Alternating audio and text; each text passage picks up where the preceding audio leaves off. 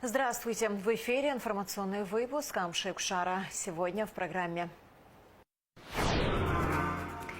Президент провел ряд рабочих встреч с руководителями профильных ведомств. Почему российские туристы все больше отдают предпочтение отдыху в Абхазии, узнавали наши корреспонденты. Министр туризма Абхазии встретился с представителями автономной некоммерческой организации «Больше, чем путешествие». С нового учебного года при Министерстве просвещения начнет работать Центр национальных идей.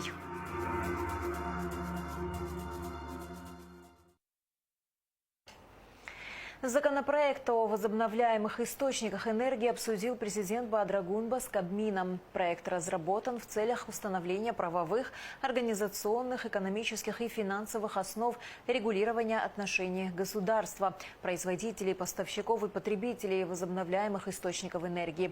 Были рассмотрены основные положения законопроекта, его потенциальное влияние на экономику страны. Баадрагунба поручил руководству администрации президента и Кабинета министров подготовить его для внесения в Народное собрание. Криминогенная обстановка в республике стабильна, доложил президенту вице-премьер-министр внутренних дел Роберт Киут. Ведется активная работа по снижению количества ДТП. Роберт Киут рассказал главе государства об итогах деятельности МВД за первое полугодие текущего года. В целом, Бадру Зурабович, оперативная обстановка в стране остается стабильной.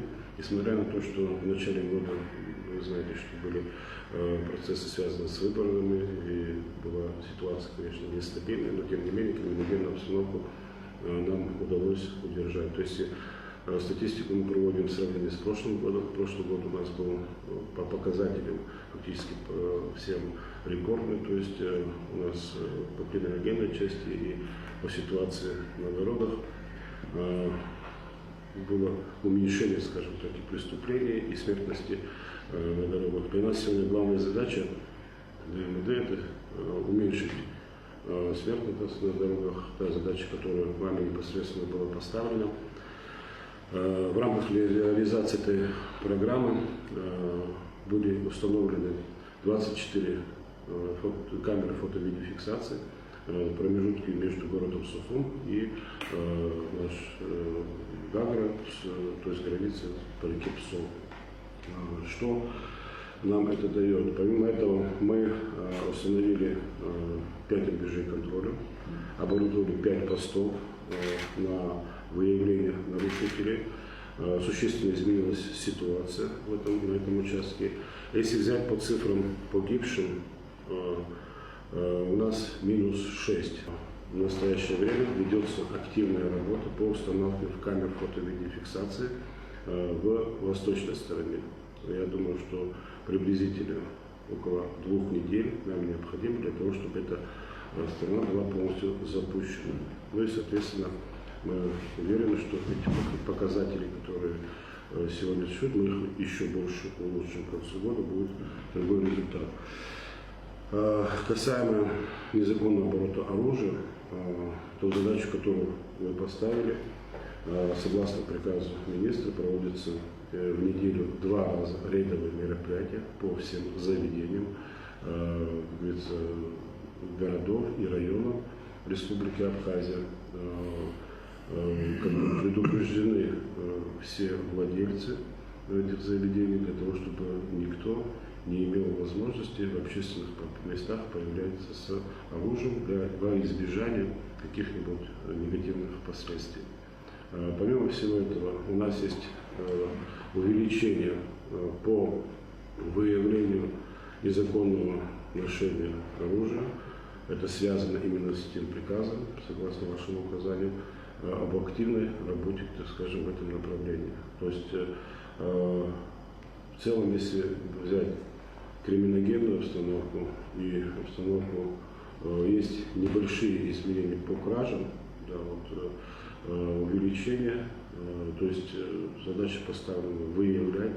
Иногда бывает, наши граждане не сообщают, мы стараемся узнавать, склонять людей к написанию составлению, то есть обращению в наш адрес с заявлением и как говорится, реализовывать эти мероприятия. Вот, в Гагарской зоне задержано несколько групп, которые на системной основе занимались кражами.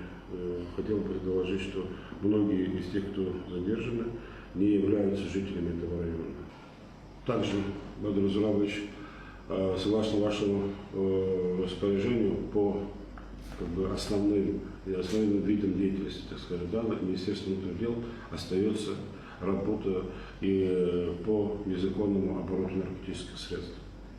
В прошлом году мы выявили 14 групп. В этом году мы 4 группы уже, так скажем, выявлены, задержаны. Это, когда имеется в виду группа, это то есть от начала, то есть самого организатора до всех остальных, так скажем, участников этого процесса. 4 группы в этом году нами задержаны. Ну и, соответственно, налажено очень тесное взаимодействие с Главным управлением по незаконному наркотикам Российской Федерации, что нам сегодня позволяет организаторов задерживать на территории Российской Федерации. Вот. То, о чем я сейчас говорю, это именно те мероприятия, которые совместно, в частности, проведены с нашими коллегами из Российской Федерации. В настоящее время на территории Абхазии остается небольшое количество, можно сказать, пару единиц пару каналов, над которым мы работаем. Фактически участники этого процесса нами установлены. Я думаю, что в ближайшее время мы с ними тоже по ним примем соответствующие меры. Павел Петрович, благодарю за проделанную работу. Действительно, очень важно сохранение стабильной ситуации внутри нашего общества, криминогенной ситуации, ситуации на дорогах, профилактика, борьба с незаконным оборотом наркотических средств. Это все те направления, на которых необходимо усилить и сосредоточить свое внимание. В этом смысле мы чувствуем динамику улучшения ситуации по этим направлениям, но ни в коем случае сбавлять обороты нельзя. Вы знаете, что действительно большое количество наших граждан погибало на дорогах. Если, конечно, сравнивать с динамикой прошлого года, которая в разы лучше, чем предыдущие несколько лет, мы знаем, что и под сотню людей у нас в год погибало на дорогах. Все те меры, которые предприняты, усиление работы, значит, оснащение, техническое оснащение наших центральных республиканских трасс дает, безусловно, положительные, значит, результаты. Надо будет увеличить интенсивность этой работы в Восточной Абхазии. Мы сегодня наблюдаем увеличение транспортного потока в Восточную Абхазию, и возможности автодорог позволяют, значит, создать эти системы безопасности. В этом смысле эту работу необходимо продолжить. Совершенно правильно и справедливо вы отметили, и мы чувствуем эту работу во взаимодействии с российскими вашими коллегами по линии противодействия незаконного оборота наркотических средств. Эту работу надо продолжить, усилить. Значит, каждый гражданин, который занимается этим преступлением, должен понимать, что он понесет наказание. Это вопросы безопасности, национальной безопасности. Вы знаете, подверженность молодых людей такого рода, да, соблазнам, и мы должны сделать все, чтобы отсечь этих людей, не допустить на территорию людей, которые могут нам создать определенные сложности.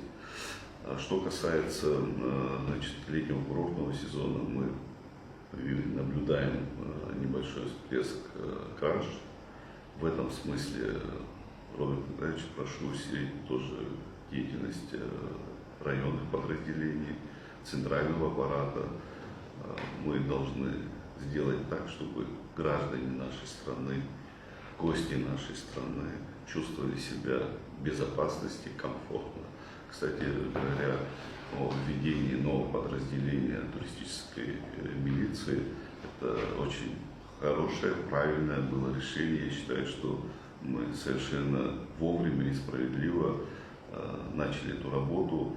Я лично имел возможность пообщаться с этими молодыми людьми, которые сегодня расположены в основном в курортных, так скажем, городах и в Гагре, и в Сухуме, да. И в этом смысле обращение к этим подразделениям, в том числе наших граждан, гостей нашей страны, очень много.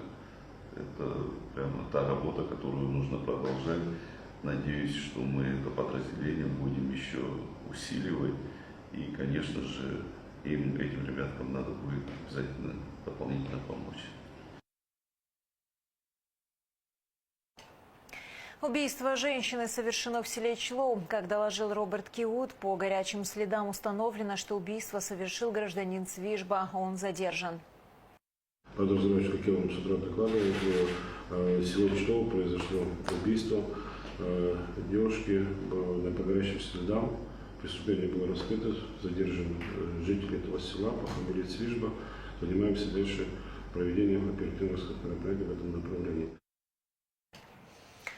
Руководство Абхазии совместно с российскими коллегами занимается решением вопроса, связанного с возобновлением выплат российских пенсий для сотрудников МВД, вышедших на пенсию. Об этом заявил президент Баадрагунба на встрече с вице-премьером, министром внутренних дел Робертом Киут. Мы занимаемся активным взаимодействием с российскими коллегами. Вопрос связан в том числе с пенсионным обеспечением сотрудников НКВД, пенсионеров. Значит, в этом смысле работа ведется. Есть пенсионеры, которые уже порядка 2,5-3 лет не получают пенсии. Это приоритетное направление в нашей деятельности. И, конечно же, мы всячески будем поддерживать, оказывать содействие нашим пенсионерам. В этом смысле, значит, есть определенные механизмы решения этого вопроса, которые прорабатываются с нашими российскими коллегами. Я думаю, что чуть позже мы дадим дополнительную информацию по проделанной работе.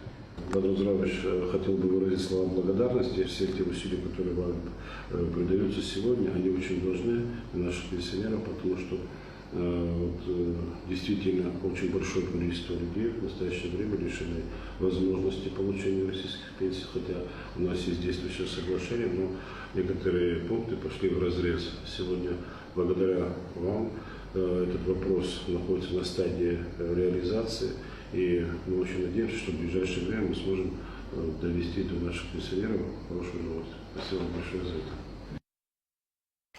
5 майнинговых устройств обнаружены в Гудауте. 17 июля сотрудники таможенного поста ПСО совместно с СГБ Абхазии выявили аппараты по улице Очимчирская, 37, и еще 2 устройства найдены в соседнем доме номер 35. Оборудование не было подключено к электросетям, майнинговые аппараты изъяты. Возбуждены дела об административных правонарушениях. Вопросы, связанные с состоянием дел в области образования и планами на ближайшую перспективу, президент Абхазии Баадрагунба обсудил с министром просвещения Ханой Гунба. Глава государства отметил, что наряду с улучшением качества образования в школах руководство страны ставит задачу уделить особое внимание воспитательной работе, которая должна строиться на патриотической, идеологической, культурной базе. Президент отметил, что вопрос сохранения и развития абхазского языка является одним из приоритетов направлений в деятельности руководства страны. Баадрагунба сообщил, что с сентября к заработной плате учителей абхазского языка будет доплата в 5000 рублей. Глава государства поручил министру просвещения обсудить с Академией наук и Институтом педагогики и представить предложение по введению в средних школах, начиная с 5 класса, отдельного предмета по истории Абхазии. Как отметил президент, это очень важно для воспитания молодого поколения. С нового учебного года при Минпросе начнет работать Центр национальных идей. Основная задача центра – воспитание подрастающего поколения в духе Апсвара. Для достижения этой цели в школах республики будут проводить открытые уроки, рассчитанные на учащихся 7 и 8 классов. Налач Хинджерия расскажет детали. Быть рожденным в духе Апсуара – это про абхазов. Апсуара всегда была неотъемлемой частью нашего народа. Без этого невозможно понять, кто такие абхазы и как они живут. Основы Апсуара необходимо прививать ребенку с малых лет. Как правило, это обязанность родителей. Но в наше время молодые семьи нередко упускают этот момент в воспитании детей. В обществе давно обсуждают вопрос введения в школах специального предмета. Сейчас по поручению главы государства решается вопрос об открытии национального центра, который будет регулировать процесс воспитания детей в духе Апсуара. Я не говорю о том, что у нас не будет ошибок, и я не боюсь этих ошибок, потому что в любом новом деле будут, безусловно, какие-то недочеты, но на то у нас есть практики, которые это возьмут во внимание, возьмут в работу, и тогда мы поймем, что нам необходимо добавить, что надо подкорректировать, где нужно доработать. Это жизнь, это на практике мы только поймем. Постепенно мы будем наращивать, постепенно мы будем увеличивать количество тем. Темы могут быть самые разные. Они должны быть приближены к нашей действительности, к нашей жизни. Одинаково во всех школах не будет. Есть школы с контингентом 1200 учащихся, а есть школы малокомплектные с контингентом 50 детей. Безусловно, там, где мало детей, легче будет это внедрять, и большее количество учащихся охватывать можно. Мое убеждение, когда руководитель школы будет заинтересован в этом, а я уверена в том, что каждый руководитель школы, все директора, с кем мы разговаривали, разделяют позицию, что это нам нужно, это необходимо. Это уже даже мы опоздали какое-то время.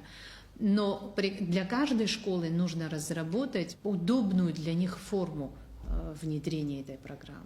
Центр национальных идей планирует создать при Министерстве просвещения. Он будет набирать на работу учителей, которые в школах займутся воспитанием детей в духе Апсуара. Формат центра не подразумевает вводить в образовательный процесс новый предмет. Основы Апсуара будут изучать в виде открытого урока. На сегодняшний день мы так запланировали, что 2 раза в неделю, еженедельно по 2 раза в неделю.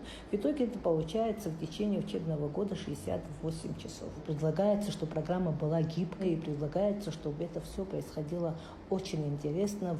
Главное то, что мы им предлагаем, школьникам предлагаем, чтобы это вызвало интерес, а не просто так, что они обязаны вот это слушать и как бы становится частью образовательного процесса. Наша цель, чтобы то, что мы им предлагаем, вот эти лучшие культурные практики, были поняты и принимаемыми нашими детьми. Центр идейно-нравственного воспитания – это важный шаг к сохранению и передаче культурных ценностей абхазского народа новым поколениям. Уроки Апсуара рассчитаны на учащихся 7 и 8 классов. Также нужно отметить, что Центр будет вести работу совместно с Институтом педагогики и этнопарком Абхазии. Дети будут посещать различные исторические места, музеи, общаться с мастерами народного творчества. Этнопарк станет местом реализации практических занятий для того, чтобы дети это воочию видели, для того, чтобы дети здесь проводили время, для того, чтобы все, что они услышали, они подтверждали, закрепляли уже непосредственно живым материалом, который представлен на базе этнопарка. В этом плане этнопарк будет выступать нашим партнером в реализации данного проекта. Так как глава государства определил это приоритетным направлением, безусловно, мы будем вводить дополнительные штаты в образовательных учреждениях, которые будут обеспечиваться за счет бюджета Республики Абхазия. Вы знаете, на протяжении долгих лет у нас идет уже софинансирование и с Российской Федерацией. Здесь также будет софинансирование. Большая часть этих денег на заработную плату данного педагога будет с Российской Федерацией. Более того, эта инициатива была наша, абхазской стороны, а на территории Российской Федерации мы можем получить нужный большой управленческий опыт для этих людей. Люди, которые будут приняты на работу в центр, они пройдут курсы повышения квалификации у нас здесь. Управленческие навыки будем формировать на базе центров образования в Артеке, в Машуке. Для педагогов, желающих стать частью важной воспитательной работы, с 21 июля в Министерстве просвещения открывается прием заявлений. На сайте ведомства можно будет найти анкету и заполнить ее. Центр национальных идей начнет работу в школах с нового учебного года. Нала Чхнджерия, Алексея Гухава, Камила Джопуа, Абхазское телевидение. Руслан Тарба назначен на должность военного прокурора Абхазии. Наргиза Мацхарашвили утверждена на должность прокурора Тхварчалского района. Приказы о назначениях подписал генеральный прокурор Адгур Акарба. Почему российские туристы все больше отдают предпочтение отдыху в Абхазии? Помимо живописной природы и абхазского гостеприимства, для среднестатистического туриста важна финансовая составляющая. Так, по словам экспертов, цены на отдых в Абхазии примерно на 30-50% ниже, чем в соседнем Сочи. Мы связались с членом ассоциации «Альянс туристических агентств», управляющей компанией «Онлайн Турс» Екатериной Бежановой. Подтверждаю, что Абхазия сейчас пользуется большим спросом. Это можно связать с несколькими вещами. Во-первых, конечно, транспортная доступность. Сейчас отпустили прямые рейсы, это прекрасно. И крупные туроператоры начали рассчитывать пакетные туры уже с прямыми перелетами. И это, конечно, вызвало фурор.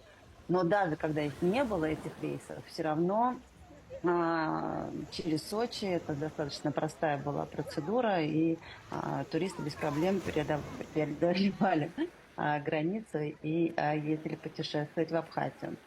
Почему еще, кроме транспортной доступности, это, конечно, ценовой вопрос. Цены в Абхазии намного доступнее, чем в том же Сочи, поэтому при равнозначных каких-то условиях будут выбирать Абхазию. Ну и, конечно, возможность расплачиваться там российскими картами. Это сейчас очень важный такой аспект для туристов. Вот вы говорили про доступность цен. Какая разница между среднестатистическим отдыхом в России и в Абхазии, если сравнивать? Наверное, если сравнивать равнозначно отели, то это будет примерно раза в 1,5, плюс-минус. Но, кроме того, в принципе, хороших отелей в Краснодарском крае по доступным ценам не так уж много. Абхазия дешевле курортов Краснодарского края, как вы отметили, но доступность отдыха и демократичные цены – это значит плохая инфраструктура и низкое качество, или мы можем конкурировать с курортами России в плане предоставления услуг? Я тут немножко не объективна, потому что я сама обожаю Абхазию, я несколько раз там была, и у меня там много живет друзей, поэтому, что касается сервиса, у меня не было никаких негативных случаев и негативного опыта путешествия в Абхазию.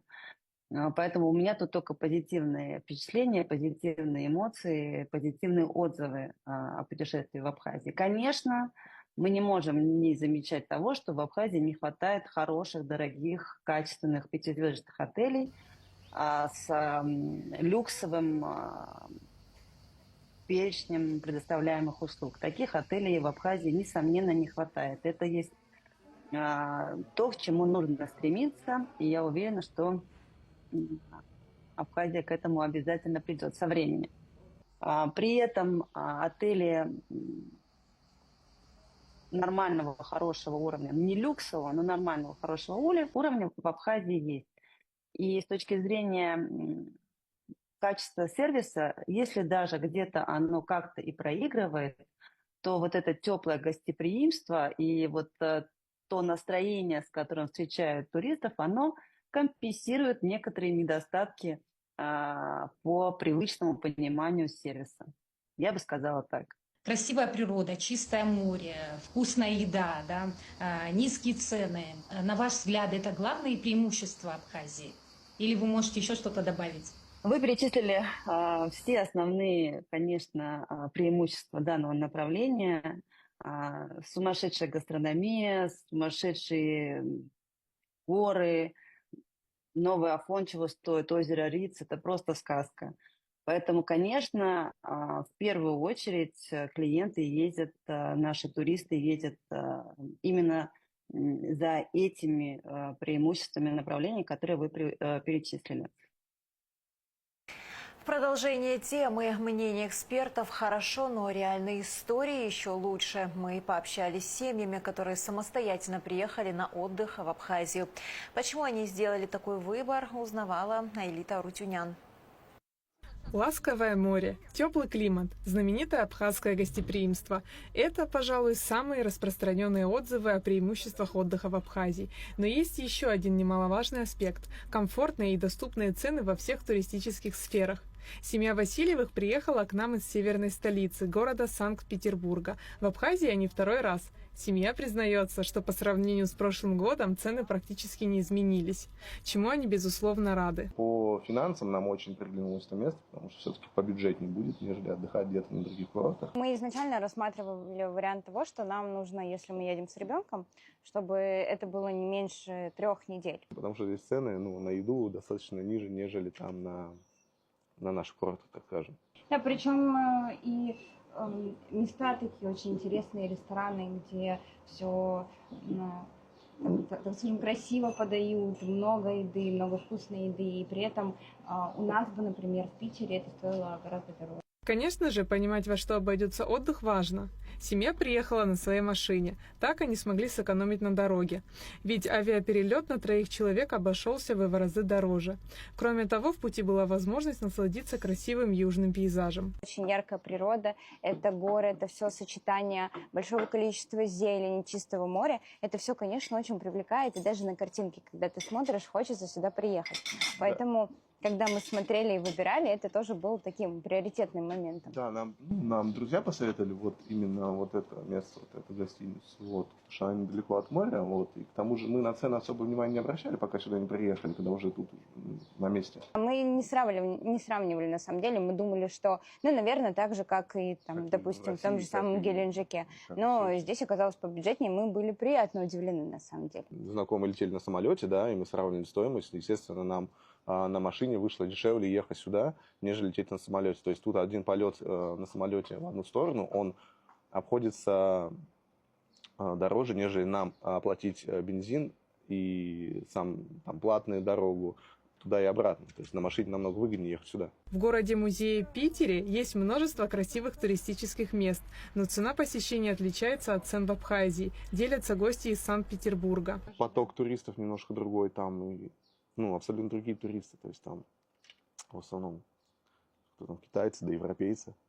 То есть, соответственно, там ценник выше на все эти экскурсии. У нас каждый день почти расписан, поэтому да, мы все в бюджете прочитали, и в любом случае здесь намного выгоднее по финансам пройти все эти места, все достопримечательности и все увидеть своими глазами. То есть мы умещаемся в бюджет, то есть нас устраивает цена комфортная на все экскурсии, на все подъемы, на все катания, на такси, на еду, на все. Мы, естественно, сравнивали цены. Да, те же на пляже, все эти услуги на пляже, да, они здесь намного дешевле, чем в том же Геленджике. То есть там мы на лежаке платили 1500 рублей, чтобы полежать 4 часа. А здесь мы платим 800 рублей, 2 лежака, и мы лежим весь день. Семья Акатьевых первый раз в Абхазии, и свой первый день рождения Женя отметила в нашей стране. Молодые люди приехали из Москвы. В целом семья довольна своим пребыванием в республике. Очень удобно добираться, сделали прямой рейс Москва-Сухум. По бюджету довольно хорошо получается, отзывы о стране, и сама страна интересная. Но основной мне кажется, турпоток у нас идет в Турцию, поэтому основное сравнение с ней идет. И да, в Абхазии, конечно, дешевле получается. Где-то раза в 2, наверное. Наверное, даже в каких-то местах бюджетнее, чем у нас в Сочи ездить. И дальше уже куда-то лететь тоже. Там дороже выходит. Однозначно дешевле и отель получается, и еда домашняя в основном, и ресторанов много здесь. Все отлично, вкусно. Как отдыхать? по путевке или нет, лететь на самолете или ехать на машине, останавливаться в санатории или в частном секторе. Выбор за туристами. Главное, в Абхазии есть возможность для любого отдыха. Аэлита Арутюнян, Эльдар Дамиров, Лилиан Маршан. Абхазское телевидение. Вопросам безопасности во время курортного сезона уделяется повышенное внимание. Подразделения МВД несут службу в усиленном режиме. За порядком следят более 300 сотрудников на 119 маршрутах. Свою эффективность в Сухуми доказала и туристическая милиция. Отдыхающие регулярно обращаются к сотрудникам с различными вопросами. Не исключено, что нововведение может появиться и в других районах республики, в том числе в Гагре. В городах и районах Республики Абхазия обеспечивается общественная безопасность силами милиции общественной безопасности, оперативными подразделениями. Ежедневно задействовано более 300 сотрудников, 44 транспортных средства. На 119 маршрутах в городах и районах обеспечивается общественная безопасность. Также необходимо отметить, что в городе Сухум этим летом стартовал пилотный проект на базе учебного центра школы милиции, так называемая туристическая милиция. Это молодые курсанты, обучающиеся в высшей школе милиции. Они задействованы на набережной Махаджиров. Они обеспечивают помощь нашим гостям с столицы. Это информационная помощь прежде всего, и также это патруль набережной Махаджиров. Так как этот проект показывает хорошие результаты нашим гражданам и гостям столицы, это нравится, это молодые сотрудники, у них новая форма с новыми эмблемами, туристическая полиция. Мы в будущем году, я думаю, во всех городах и районах Республики Абхазия подобные мероприятия будем проводить. Нарушений как таковых нету в местах патрулирования. Если какие-то мелкие есть административные правонарушения, сотрудники милиции на них реагируют. У нас составляются протоколы сотрудниками милиции общественной безопасности. Это в основном мелкие нарушения, такие как распитие спиртных напитков, мелкое хулиганство бывает. Но мы сторонники того, чтобы предупреждать гостей столицы, допустим, если какие-то мелкие правонарушения ими совершаются, так как это наши гости, мы предупредительную работу ведем, предупреждаем и таким образом реагируем. Если же какие-то грубые нарушения, конечно же, сотрудники реагируют и привлекают к ответственности нарушителей. Но, повторюсь, таких нарушений у нас не выявляется в основном. Больше, чем путешествие. Так называется автономная некоммерческая организация, встреча с представителями которой прошла в Министерстве туризма. В рамках встречи были представлены программы, направленные на популяризацию внутреннего туризма. Все подробности в материале Гундышова. Программа «Больше, чем путешествие» – это проект для молодежи, позволяющий бесплатно отправиться в путешествие по России. Участники получают возможность посетить знаковые регионы страны, узнать больше о культуре, истории и природных достопримечательностях. Программа входит в список мероприятий Федерального агентства по делам молодежи и реализуется в рамках национального проекта «Молодежь и дети». У участников проекта есть возможность отправиться в тематическую поездку, причем тематики поездок относятся к нескольким большим группам – спорт и активный туризм, культура и искусство, история и патриотизм и множество других направлений. Представители «Больше, чем путешествия» ознакомили министра со своими программами и инициативами, направленные на популяризацию внутреннего туризма. Особое внимание было уделено проектам, ориентированным на молодежь и активных путешественников, заинтересованных в исследовании новых направлений и получении уникального опыта. У нас программа развивается по нескольким направлениям. Это и наши классические полезные путешествия, гражданско-патриотическая направленность и походное движение, и наши проводники смыслов, экскурсоводы, и, собственно, целый ряд событийных мероприятий, которые формируют у молодого поколения желание к самостоятельным путешествиям. Все эти треки мы обсудили с коллегами, передали наши предложения. В ближайшее время получим обратную связь и сможем перейти уже к конкретным практическим действиям. В ближайшее время группа молодых людей из Абхазии отправится в столицу России. Экскурсионный тур «Кремлевские выходные» будет проходить по стандарту организации «Больше, чем путешествие». Поездка станет важным этапом в формировании у молодежи уважительного отношения к истории и культуре соседней страны. Также будет способствовать укреплению дружественных связей между Абхазией и Россией. Одно из основных тоже моментов, которые мы обсуждали, это визит молодежи из Абхазии по нашему стандарту путешествия для них готовятся. Надеюсь, что в конце сентября они смогут приехать в Москву и посмотреть города Москвы и Московской области. В ходе встречи Астамур Логуа подчеркнул важность привлечения опыта и знаний организаций больше, чем путешествия, для повышения качества туристических услуг и создания новых привлекательных маршрутов.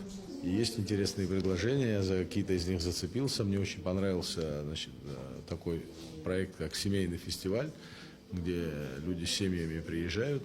2-3 дня они получают какие-то знания, а еще 2 дня, допустим, проводят экскурсионные маршруты, им показывают и так далее. Мне кажется, это было бы интересно как для наших семей абхазских, так и, безусловно, сделать это отдельным событием, которое может привлечь дополнительно в межсезонье большое количество туристов. Все лучшие практики, которые у них сегодня имеются, мы договорились о том, что они нам их отдадут. И мы, конечно, постараемся их реализовать на нашем уровне на территории Абхазии. Представители автономной некоммерческой организации «Больше, чем путешествия» выразили заинтересованность в долгосрочном сотрудничестве и готовность активно участвовать в развитии туристической отрасли Абхазии. Они отметили уникальный потенциал республики и выразили уверенность в успешной реализации совместных проектов. Кундашова, Алексей Агухава, Абхазское телевидение. Батал Берзейни утвержден руководителем Гагарского отделения партии «Единая Абхазия». Его заместителем избран Даур Чанба. Члены партии также обсудили кандидатуры делегатов от Гагарского района, которые примут участие в предстоящем съезде партии «Единая Абхазия», намеченном на август. В мероприятии приняли участие политический и государственный деятель, бывший руководитель партии Сергей Шамба, члены партии, представители общественности.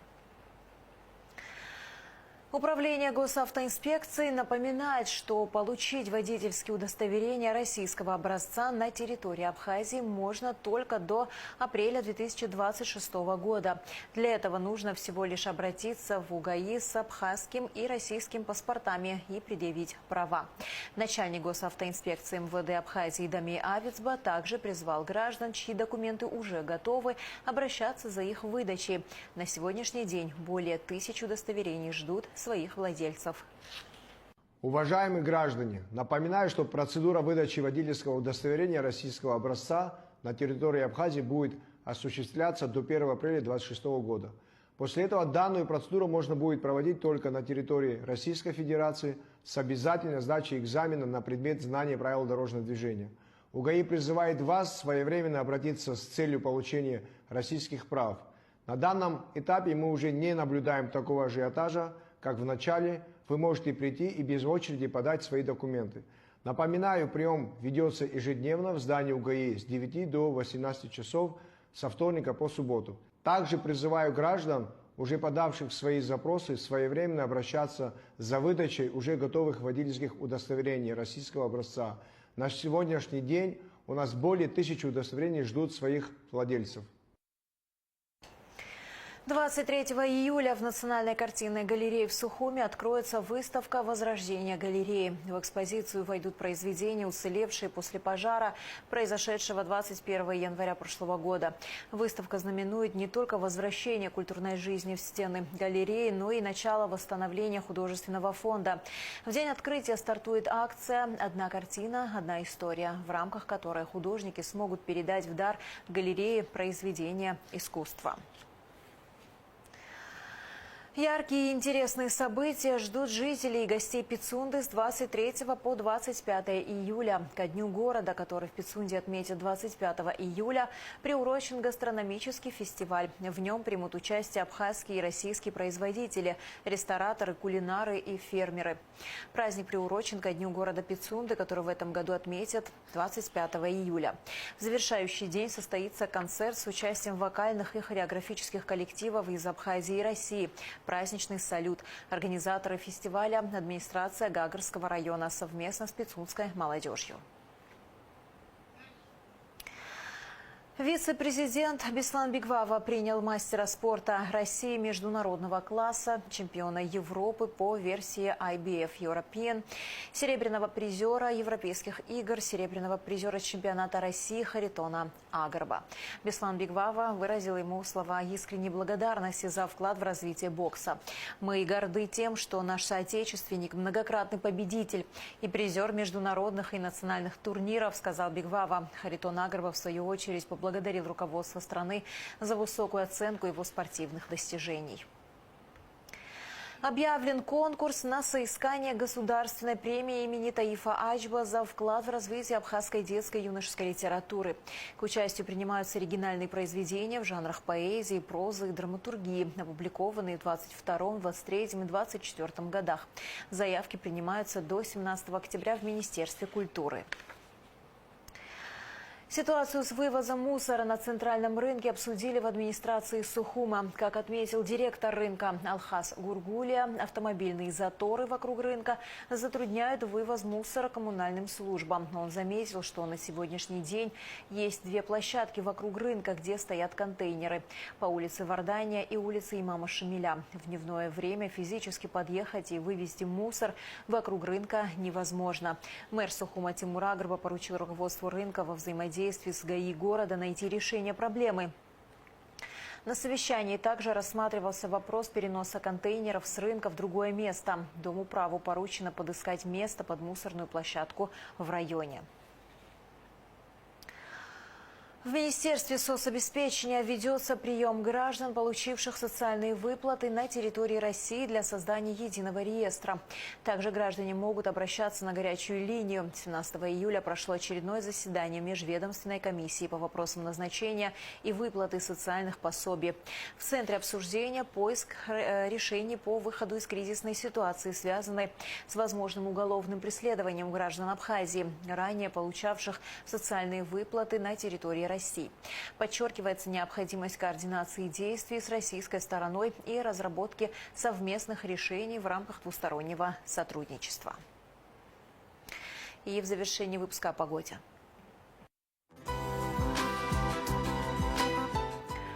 В выходные дни 19 и 20 июля в Абхазии ожидается облачная с прояснениями погода. В субботу ночью и утром без осадков. Ближе к вечеру местами возможен слабый дождь. В воскресенье ливневый дождь, гроза. Температура воздуха ночью 17-22, днем 24-29 градусов. Температура морской воды 26 градусов. На этом наш выпуск завершен. До скорых встреч в эфире.